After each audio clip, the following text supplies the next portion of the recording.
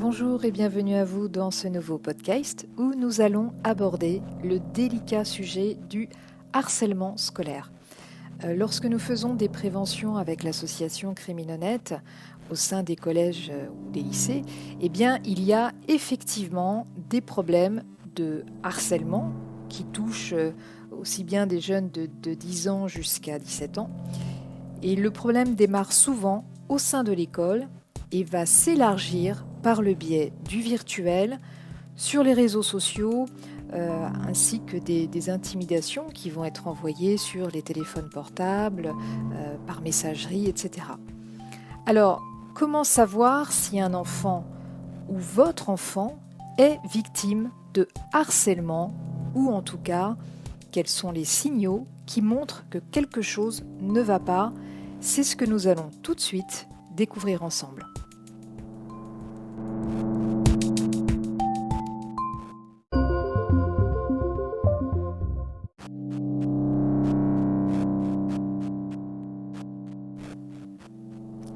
Pour commencer, resituons la définition du harcèlement scolaire. Être harcelé, c'est le fait d'être insulté, menacé, maltraité, racketté de façon continue. L'incitation au suicide fait également partie de cette problématique. Alors comme je le disais tout à l'heure, quand nous intervenons dans les établissements scolaires, eh bien, nous sensibilisons les jeunes et les adultes au danger d'Internet, mais également à la gestion de la violence. Et forcément, après certaines préventions, eh bien, il y a des confidences de la part de ces jeunes et nous remarquons que le harcèlement commence de plus en plus jeune et de façon de plus en plus intense, on va dire. Lorsque l'on parle de ce type de problème, il n'est pas rare que des gens, et par des gens j'entends surtout des adultes, nous demandent pourquoi les enfants et les adolescents ne parlent pas de ce qui leur arrive. Alors il y a plusieurs réponses à ça. Certains jeunes nous ont dit qu'ils en ont parlé, soit leur famille, soit quelqu'un de l'établissement scolaire, mais ils ne se seraient pas sentis crus, ou en tout cas la gravité de la situation n'aurait pas été suffisamment mesurée. Et du coup, le fait d'en parler n'aurait pas mené d'action de la part de ces adultes. Ensuite, ce qui revient le plus souvent, c'est que beaucoup de jeunes sont embarrassés face à ce qui leur arrive. En fait, ils éprouvent de la culpabilité, ils ont honte et ça les enterre dans le silence. D'autres encore ont peur de parler car selon eux, ça ne pourrait qu'aggraver les choses avec leur harceleur. Donc vous voyez, c'est très difficile d'aborder ce sujet, surtout si on ne les outille pas pour se sortir de ce genre de situation. Alors lorsque les intimidations sont répétées dans le temps, eh ben, cela va causer d'importants dommages émotionnels qui peuvent nuire à l'estime de soi et provoquer des dégâts aussi bien au niveau mental qu'au niveau de la santé physique. Que la victime soit un garçon ou une fille, c'est pareil. Ils vont éprouver et l'un et l'autre un très haut niveau de détresse et de stress. Ils vont souffrir de l'isolement que la situation va provoquer. Ils vont aussi avoir des problèmes d'anxiété et tout cela peut les conduire à une éventuelle dépression. En fait, nous avons vu, notamment à travers les médias, de trop nombreux cas de jeunes victimes de harcèlement qui se sont suicidés ou ont tenté de le faire. Donc il faut bien comprendre que le harcèlement est toujours intentionnel, quoi qu'en disent les harceleurs. Donc il est grand temps d'apprendre à discerner les signaux d'alerte des jeunes qui sont harcelés. Alors bien sûr, chacun est différent. Chacun réagit avec sa propre personnalité.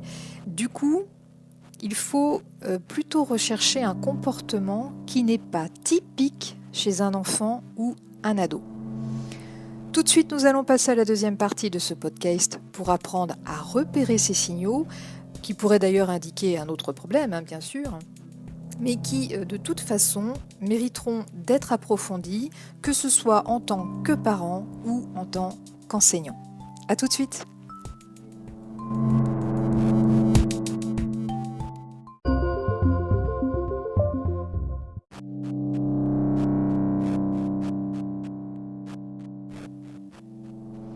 Alors nous revoici pour parler de ces signaux qui sont importants à observer.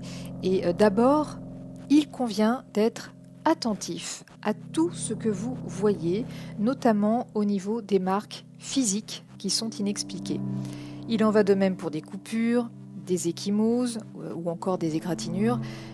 Bien sûr, les jeunes ont souvent ce type de bosse visible sans pour autant que ce soit lié à un problème de harcèlement. Mais pour autant, si ces marques sont répétées, il faut vraiment essayer d'en savoir plus.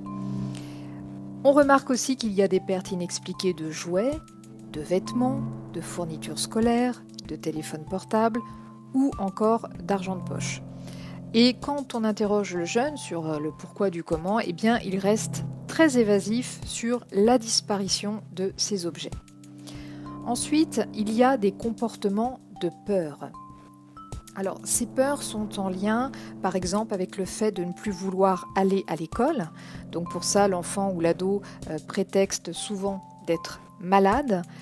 On a encore la peur de prendre un itinéraire habituel qui mène ce jeune à l'école, donc il ne veut plus faire cet itinéraire, ou encore la peur d'être laissé seul.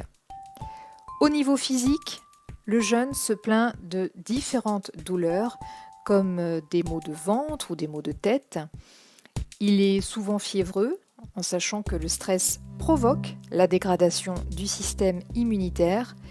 Il a également des difficultés à dormir, donc il fait des cauchemars et même chez certains, eh bien, il y a un retour de l'énurésie qui est possible. Et puis, il y a des allers-retours très fréquents à l'infirmerie de l'école. En ce qui concerne son alimentation, on remarque soit une perte d'appétit, soit au contraire une alimentation qui devient excessive. Au niveau psychologique, on peut remarquer des changements d'humeur. Alors chez les ados, c'est très fréquent et ça peut être normal, mais il faut vraiment mesurer plusieurs points ensemble. Par exemple, on constate que ce jeune est souvent triste, il semble contrarié, déprimé, il peut aussi avoir des excès de colère soudains qui sont en plus disproportionnés par rapport au contexte. Il commence aussi à intimider ses frères et ses sœurs ou des enfants plus jeunes que lui. D'ailleurs, notons qu'il n'est pas rare qu'un harceleur soit un ancien harcelé. L'enfant ou l'ado semble avoir moins d'amis ou ne souhaite plus voir un groupe qu'il fréquentait avant. Et puis, ça c'est important, il est également très nerveux ou très craintif lorsqu'il reçoit un SMS, un mail, un appel ou une notification qui est issue des réseaux sociaux. Il va aussi cacher son écran, l'écran de son téléphone portable, de son iPad ou autre, s'il y a d'autres personnes qui sont avec lui dans la pièce. Et un des points qui souligne aussi qu'un enfant ou un ado rencontre un problème dans sa vie, eh bien, c'est la baisse soudaine et significative de ses notes. Les professeurs remarquent que ce dernier a du mal à se concentrer, qu'il semble ailleurs et qu'il ne participe plus en classe. Voilà donc les principaux signaux, il y en a d'autres, mais là ce sont les principaux signaux qui doivent nous amener à nous interroger et à chercher ce qui se passe dans la vie de ces jeunes. C'est donc pour ça que dès tout petits, il faut les inciter à venir se confier s'ils rencontrent un problème, quel qu'il soit. On doit leur assurer que nous serons toujours disponibles et à l'écoute. Et si besoin est, il ne faut pas hésiter à se faire aider par d'autres adultes.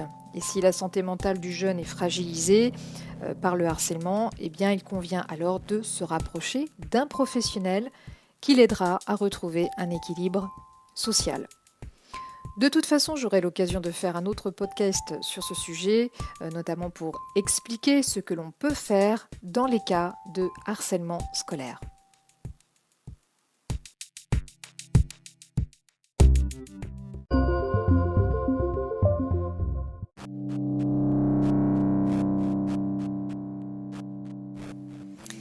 C'est la fin de ce podcast sur le harcèlement scolaire.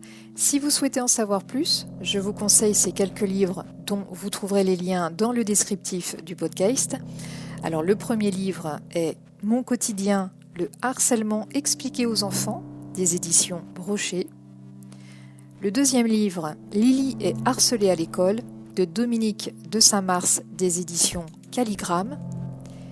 Troisième et dernier livre, Harcèlement et cyberharcèlement, une souffrance scolaire en réseau, de Jean-Pierre Belon.